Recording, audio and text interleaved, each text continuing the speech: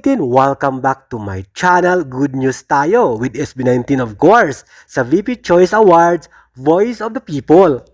Ito ay pang-pitong VP Choice Award at syempre napunta sa SB19 ang Headliner of the Year para sa kanilang non-stop at massive success of Simula at Wakas EP. Yung tipong release ng kanta at syempre nag-top sa mga ilang world music chart kahit may mga language barriers. And of course, elevate at ipakilala ang Filipino music or Tagalog song sa buong mundo.